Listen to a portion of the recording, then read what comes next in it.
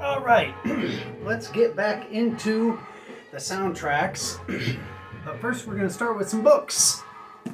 This is a copy of Please Kill Me by McNeil and McCain.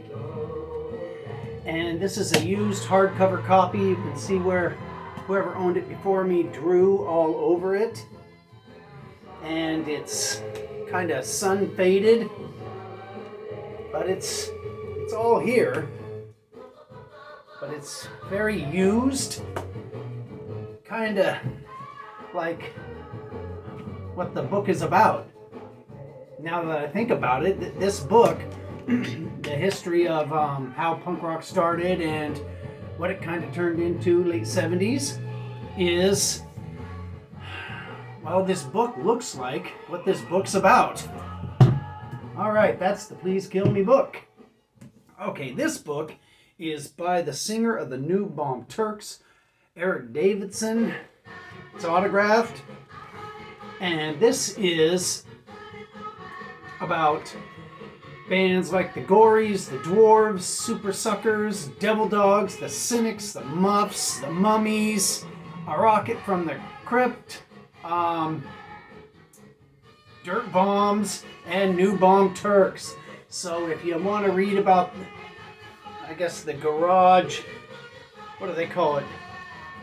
Gunk, punk, undergut, 1988 to 2001. Go to Backbeat Books, pick this up. Lots of interviews, and it's not as creepy and interesting as this. Not by a long shot, but it is entertaining. All right, this is a new book. This is by Glenn E. Friedman. What I See, Black Flag. And it's a book with photos like this, photos like this, and this, and this. So if you went and saw Black Flag in the early days, you may recognize some of the shows that are represented in this fine hardcover book called What I See. And you can pick this up from, geez, it's written small, Akashic Books, Burning Flag Press. Yeah. And it's got some writing from Chuck Dowalski, telling the story of early Black Flag. All right. Oh, and here's some new 7-inches I picked up. I'm not going to show you those. Well, maybe I'll show this one really quick.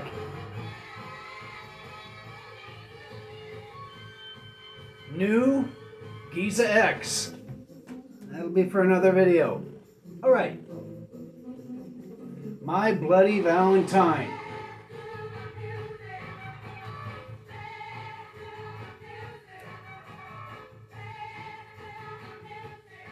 I got Sly and the Family Stone rocking for this video.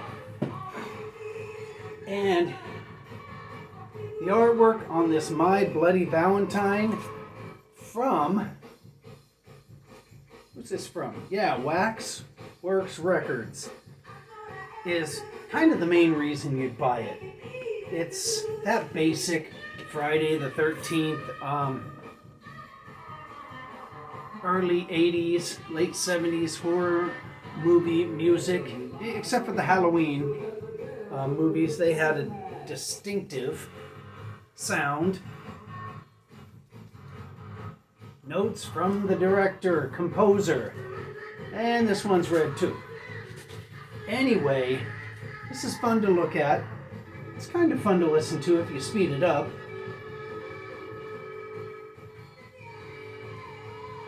Get in there. And it's a Waxworks release, so the quality is beyond expectation. Okay, Night of the Living Dead. official motion picture soundtrack. Ooh, there's a scary picture, kids, with them coming towards the house. Anyway, this has got a ton of music on it. I can't believe that all the music that's on these discs was in the movie. And there's the story of it.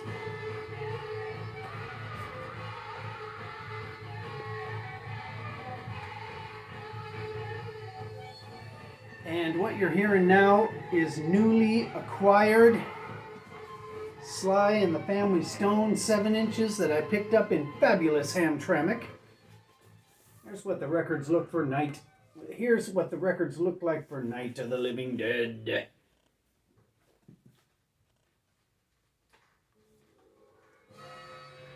Yeah, I was down in this little record store in Hamtramck right before that crazy show I went to, and they had a whole stack of Sly and the Family Stone singles for 50 cents a piece. So I got down and I got them in my little basket that I had, and they're okay.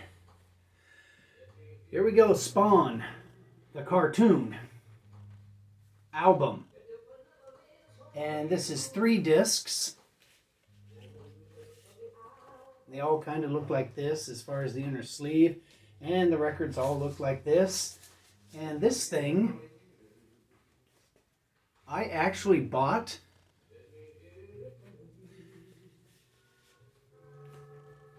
at Benway Records in Las Vegas at a Toys That Kill show.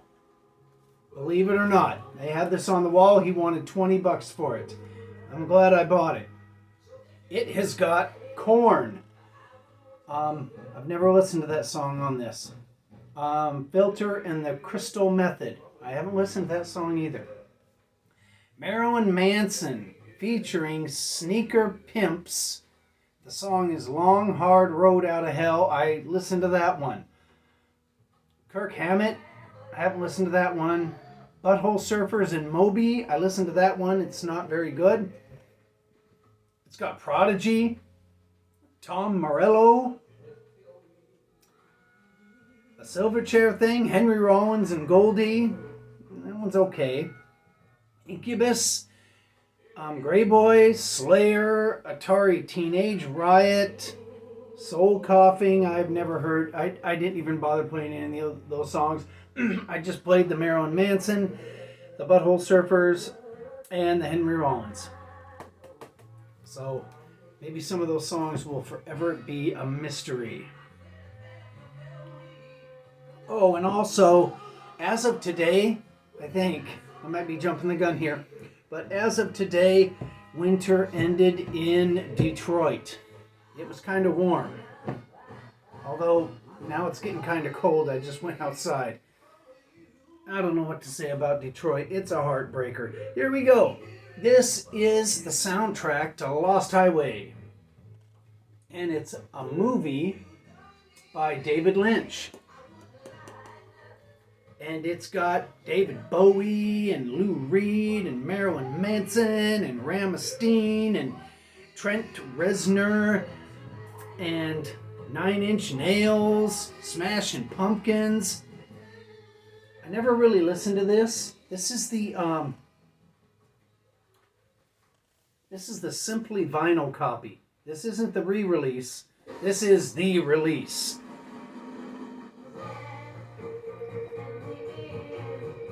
And I bought it for the Marilyn Manson song, which is really cool.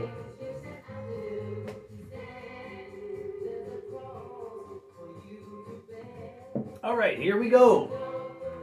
Well, let's show the first one. Gregory Peck, Lee Remick, The Omen, one of the greatest, I don't know, is this early 70s? When did this thing come out? Came out in 1976. Anyway, great movie, great actors, and this is basically a movie about somebody who overreacts to really messed up I don't know, coincidences. Yeah, really messed up coincidences. There's nothing in this movie, and that was on purpose because I heard in an interview with the director and writer that they purposely did this. There is nothing in this movie that says that the little boy is anything other than just a little boy, and that everybody around him, due to these freaky happenings, well, they freak out, and that's what the movie's about. And here's another copy of this same soundtrack. I think this one's got a couple more songs on it than this original. And there's those horrible dogs. Not a fan of big dogs.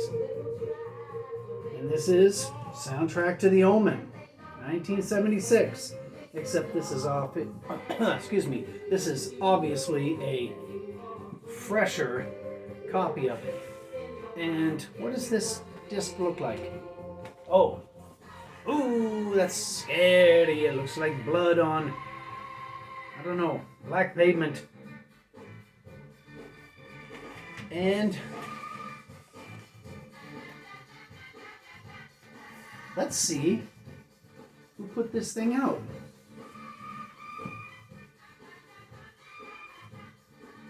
Mondo Records put that out.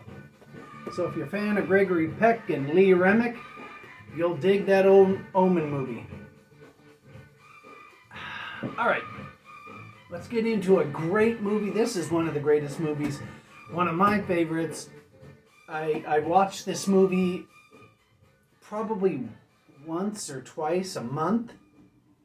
And here it is, The Odd Couple, Jack Lemmon and Walter Matthau. Just one of the best movies ever made. And this thing, the song playing is from that movie Zodiac. Like the big budget one. Anyway, this thing has got the music from The Odd Couple, which there wasn't much, and a bunch of dialogue. And the dialogue is the reason that you want to pick this thing up. Just some of the best writing Neil Simon ever did. Ooh, here's another movie that I just adore. Well, it's two movies that I adore. Pee-wee's Big Adventure and Rodney Dangerfield's Back to School. And does this thing have anything special inside? No, just the album. Anyway, this is the funnest thing to listen to. The soundtrack to Pee-wee's Big Adventure is out of sight. I just love it. And the Back to School side is, it's okay. Doesn't have any dialogue from Rodney Dangerfield. That's heartbreaking. But anyway, you'd want to buy this for the Pee-wee soundtrack stuff. All right. Ooh, it's time to get scaredy again. This is the soundtrack to Psycho. I've shown this before. This is a perfect venture into, I guess, music that really brings out the story. Just you pull if you pull this music from this movie, the movie gets cut in half as far as how interesting it is.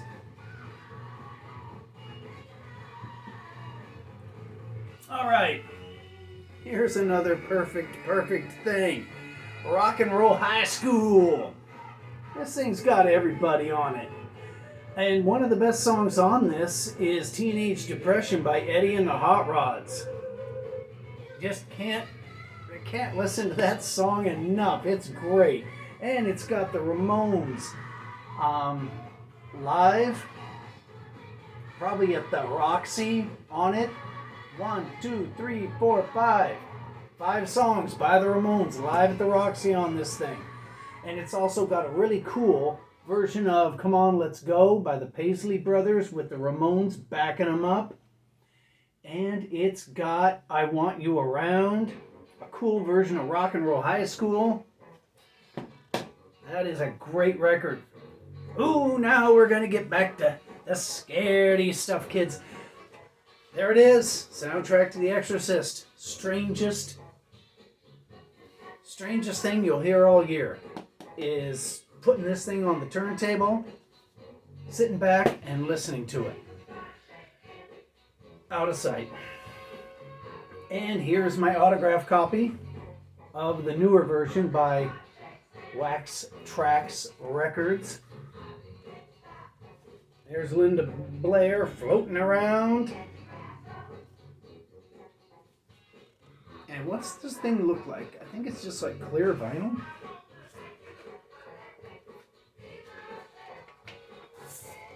Oh, it's clear, but it's got ink put all over it. And this album is very, very special to me because I bought this at Amoeba Records. When I bought the album, they gave me a little ticket. And with that ticket, actually, I had to stand in line early in the morning to get the ticket to buy one of these records. Then when I bought the record, I was given a ticket to, later on in the day, stand in line some more and meet the director, William Friedkin, in the store and get this thing autographed. And then that's where I got the Cruisin' record autographed, and he autographed it to Darby Crash. Anyway, this was an all-day standing around in the sun in Hollywood situation. This is one of my prized possessions just because of the work I had to go through to get that autograph on it. All right. Here is the soundtrack to The Exorcist II: The Heretic. This soundtrack is also really good. The music is far better than the movie, and that's all I got to say. The Ennio Morricone. Ennio Morricone. That's who did the music for this thing, and it's really, really good. And here's the new version of it, which, well, it's the same thing, but the cover is, I guess, not from the 70s, and the record is green. That's the only difference. So if you see Exorcist II: The Heretic, pick it up and enjoy. It's just some of the weirdest stuff you've ever heard. All right, let's get down with an HBO special, comedy special, Eddie Murphy. This one's got the barbecue, politics, racism, language, TV, singers, ice cream man, shoe throwing mothers, modern women, the whole trip. So if you're a fan of that HBO special from the, I guess it was from the early 80s or late 80s. When was this? 83. Early 80s. When you see this for 99 cents, that's 99 cents well spent. All right, here we go. This is the soundtrack to The Elephant Man. This is also such a wonderful soundtrack. This soundtrack is equal to the quality of the movie itself. Can't say enough great things about this. This is such an interesting thing to listen to. Okay. Last one. Not the best, but almost the best. And I don't know if I could say that this is a soundtrack to a TV show. It's, I guess, excerpts from a TV show. And that TV show is The Flip Wilson Show. This is one of the greatest records ever. It's so funny. And the David Frost interview with Geraldine Jones is the reason you buy this. just this will have everybody who's listening to it with you laughing their guts out. And this also has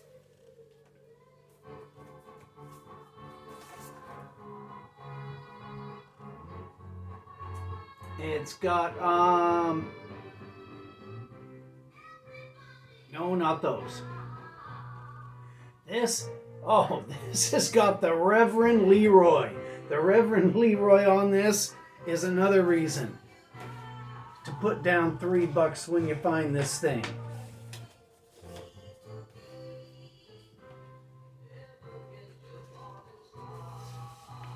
All right, that's it for now from me, Sly, the Family Stone, and let me flash this again. Noogies X. We'll get into that after I get through all these other soundtracks that I have. And if anybody can be in the Hollywood area on September 2nd, Whiskey A Go-Go's, Whiskey A Go-Go's, the Whiskey A Go-Go, the Dickies, Leonard's birthday, I'll be there. And hopefully my daughter will be able to be there too. All right. That's the end of this video. I gotta get something to eat and I have to go to work again. Saturday night, or Saturday, this coming Saturday, I have to work. Right after work, I'm gonna drive to some suburb of Detroit and go see DRI. And then the next day I'm gonna go to work. But the next day I have off, so I should be able to pull through. All right, get ready for footage from DRI. Footage with really crappy sound.